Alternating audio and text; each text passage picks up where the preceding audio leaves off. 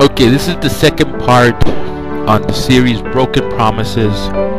I am Mr. Jesse Ledesma. It is September 17th, approximately 4:05 in Central Time.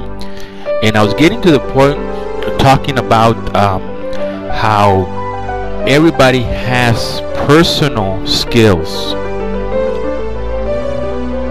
that they can use to approach life and to to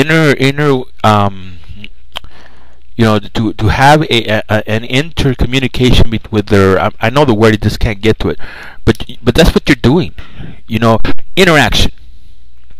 Every individual has the necessary personal resources to interact with their environment and get out of their environment what they want. I've written several essays on how in America all you have to do is pay attention in public schools. Don't be a disruptive force. Get your high school degree. Get into university. Even if you don't have the money for a university, there are college grants, there are school loans. I'm not completely against them, though it does present problems. But that's an opportunity. But I have learned that the idea that it has to be high school and college isn't necessarily so. I'm living proof that you can build your own business, or at least find a niche in the world where you're able to take care of yourself. And that's the United States of America. There's something to do. There's people who started mopping floors who now own their own cleaning companies.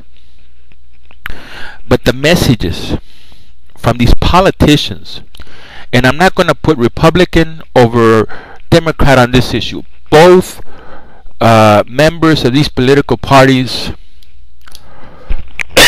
members of both of these political parties have lied to the people.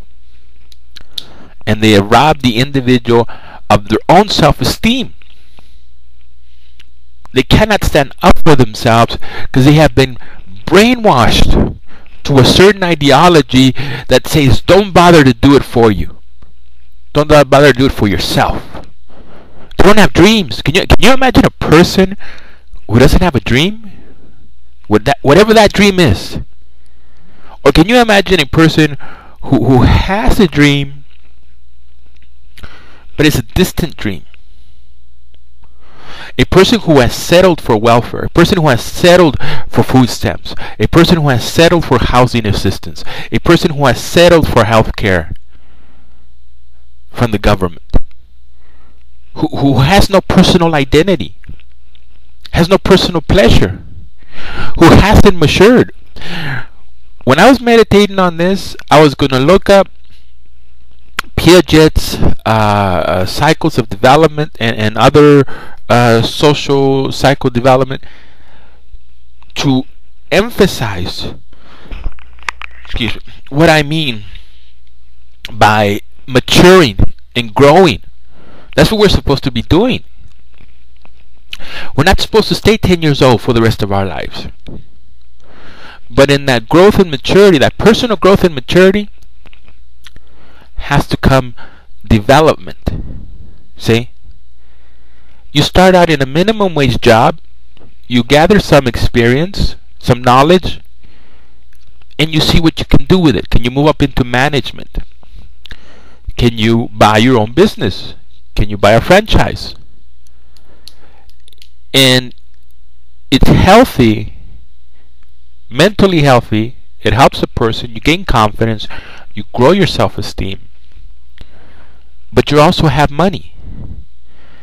I was thinking today on my way back to my job site where I drive, work my taxi out of. This is a country that really just hates success.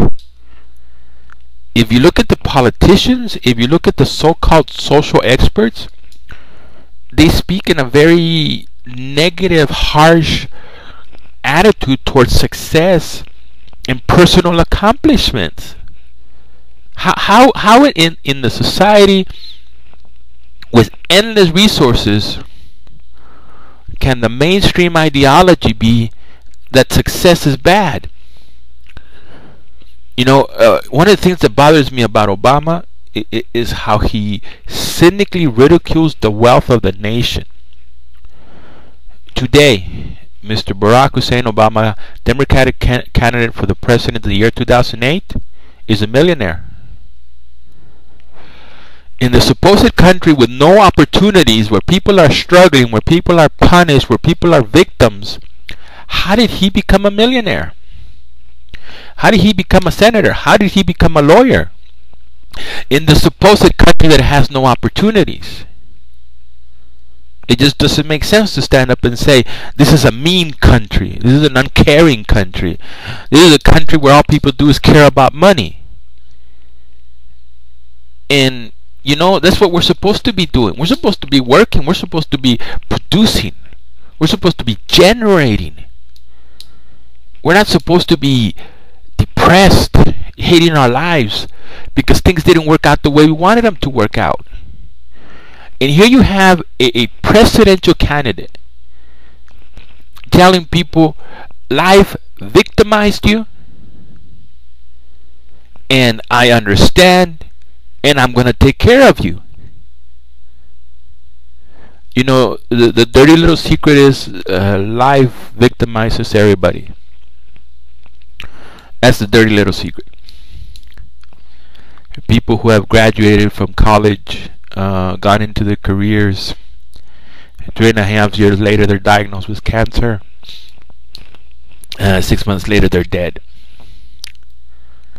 People who have married, happy, maybe their high school sweetheart, looking forward to everything that life can bring them, and the wife is diagnosed with cancer.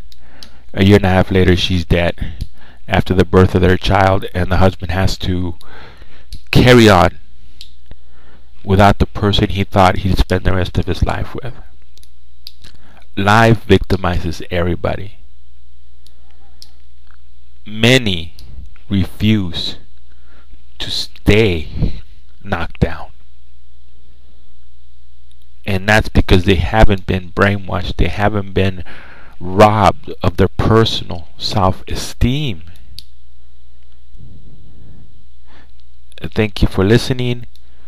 I hope you see the next installment of this series.